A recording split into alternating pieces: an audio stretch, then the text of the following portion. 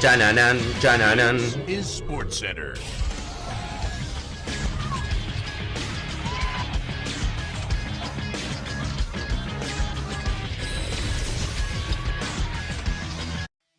Hola gente, ¿cómo andan? Un saludo grande para todos, yo soy Sanio y les traigo un nuevo video al canal. En el día de hoy vamos a estar hablando acerca de 7 equipos revelación que no pechearon el título. Son 7 equipos que al principio de la temporada pocos creían que podían llegar a lograr un campeonato, que al correr de la misma se fueron consolidando justamente como la revelación, como la sorpresa de ese torneo, pero que a diferencia de otros muchos que lamentablemente terminan quedando en el camino, cumplieron con esa revelación y terminaron siendo campeones de un título que no se esperaba. Así que espero que les guste mucho la idea del video, que me dejen en los comentarios su opinión, que también comenten otros casos que ustedes creen que podrían aplicar, que se suscriban al canal, activen la campanita y me sigan en las redes sociales. Y sin dar muchas vueltas, comenzamos con la idea del video. Sin duda el primer caso que quiero comentar es el más reciente, que acaba de ocurrir hace unos días solamente. Es el caso del Bayer Leverkusen. Este equipo que sin duda terminó de enamorar a todos y fue la gran revelación del fútbol europeo esta temporada y terminó confirmándolo con su primer título de Bundesliga. Un equipo que tenía muy pocos títulos justamente a lo largo de toda su historia. 119 años, solamente una Copa de Alemania en la década del 90, una Copa de la UEFA allí hacia finales de los 80, pero que nunca había logrado ganar una Bundes y sobre todo tenía muchísimos antecedentes de pecheadas en este tipo de competencias, por lo cual inclusive se lo conocía como el Leverkusen, porque nunca había ganado la Bundes. Sin embargo, después de una temporada en la cual la verdad es que ha sido fantástica, el equipo sigue invicto, no ha perdido en todo el año, en la Bundesliga ha ganado 25 encuentros, solamente ha empatado 4, 79 unidades y 5 fechas antes ha logrado coronarse nada más y nada menos que frente a un Bayern Múnich que venía de ganar 11 Bundesligas consecutivas, cortando evidentemente esta racha tan amplia y ganándole, por ejemplo, en el mano a mano cuando se enfrentaron hace muy pocas fechas por 3-0. Una fecha en la cual si el Bayern, por ejemplo, le hubiese ganado al Leverkusen, se hubiese acercado y mucho y quizás le hubiese podido arrebatar el título. Sin embargo, el equipo de Xabi Alonso, de Florian Wirtz, de Víctor Boniface, de Jeremy Frimpong, de Alejandro Grimaldo, de Ezequiel Palacios o de Piero Hincapié logró sostener esa ventaja, hizo una campaña fenomenal y 5 jornadas antes de que finalice el campeonato alemán ya tiene su primer título en la historia de la Bundesliga. Sin duda si tenemos que hablar de hazañas, una que se puede comparar e inclusive creo yo sigue estando un peldaño por encima de la del Bayer Leverkusen, es la del Leicester City. Un equipo que nos enamoró a todos y que recordaremos seguramente en la temporada 2015-2016. Un Leicester que había logrado algún título de Copa Nacional pero que nunca había logrado seriamente pelear por la Premier, tenía un subcampeonato pero la década del 20, en los últimos años no había tenido chances y que tuvo realmente un muy buen desempeño una temporada después de haber estado a nada de descender.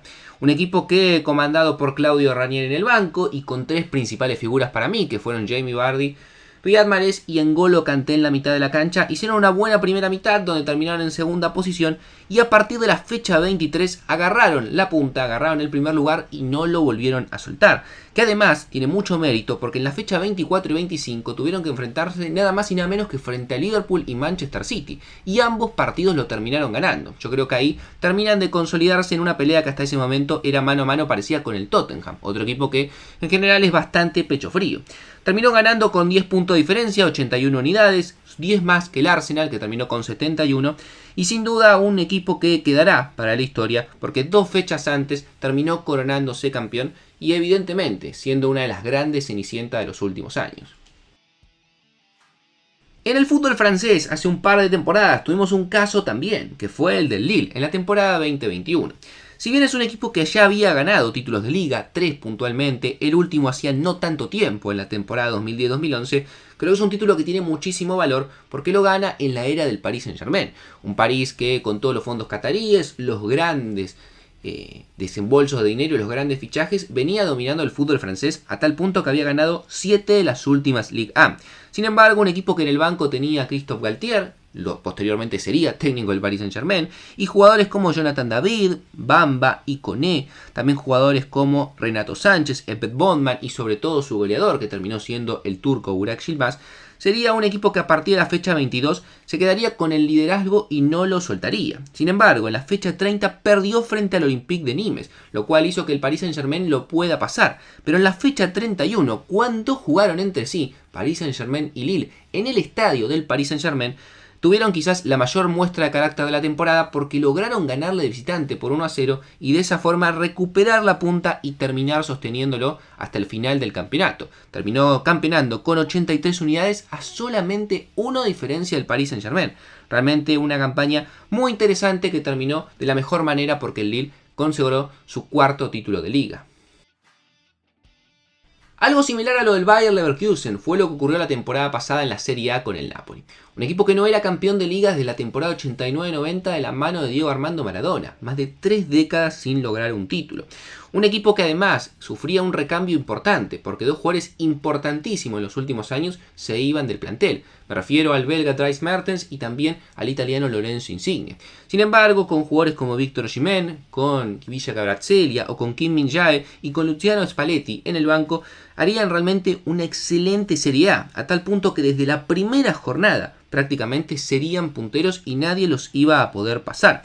Desde la fecha número 6 se afianzaron directamente como únicos líderes de la Serie A y hasta la fecha 33, cuando finalmente en el empate 1-1 con Udinese se terminaron coronando, fueron los únicos que lideraron el fútbol italiano. Después de 33 años se terminaron quedando con el título, finalizaron la temporada con 90 unidades, producto de 28 victorias, 6 empates y solamente 4 derrotas, y con una ventaja considerable sobre el segundo, que terminó siendo la Lazio, que terminó con 74 unidades, 16 menos que el Napoli. En el fútbol francés también hubo una hazaña quizás más grande que la del Lille. Claro, lo que pasa con la del Lille es que fue en la época del Paris Saint-Germain. Sin embargo, el primer equipo que fue un obstáculo importante para el proyecto del Paris Saint-Germain fue el Montpellier en la temporada 2011-2012. Un equipo que nunca había ganado un título de liga y que de la mano de Olivier Giroud y Remy Cabella, para mí sus dos grandes figuras, terminó coronándose en esa temporada, que era la primera temporada que el Paris Saint-Germain comenzaba con el proyecto. Todavía no tenía ese gran equipo conformado, pero había realizado algunos fichajes interesantes, como por ejemplo el argentino Javier Pastore. Sin embargo, un equipo que peleó mano a mano con el Paris Saint-Germain aprovechó que en la fecha 29 el conjunto parisino perdería y a partir de ese momento sostuvo la ventaja que le pudo sacar hasta que en la última fecha, con la victoria 2-1 frente al Auxerre, se terminó consagrando campeón por primera vez en su historia. Terminó con 82 unidades, 3 más que el Paris Saint-Germain, que terminó con 79 en segundo lugar. Uno de los grandes hitos, una de las grandes hazañas sin dudas, hablando a nivel selección, que hemos visto en las últimas décadas, fue lo de Grecia en la Eurocopa del año 2004. Una selección griega que ha clasificado solamente a 3 de las 22 copas del mundo que se han jugado. Ha jugado solamente 4 de los 17 torneos de Europa, de la Eurocopa, que se han disputado. Pero que sin embargo tiene en su haber, tiene en su colección de trofeos, en su vitrina, una Eurocopa. Un equipo que ya había sorprendido en las eliminatorias rumbo a esa Euro, ganando el grupo 6, en el cual obligó a España a tener que jugar un repechaje frente a Noruega, y que en la fase de grupos le ganaría a Portugal por 2-1, empataría con España y pese a caer con Rusia, terminaría en segundo lugar eliminando a España justamente de la Eurocopa y avanzando a los cuartos de final. Allí tuvo una actuación muy buena frente a Francia, que era uno de los candidatos, ganándole por 1-0.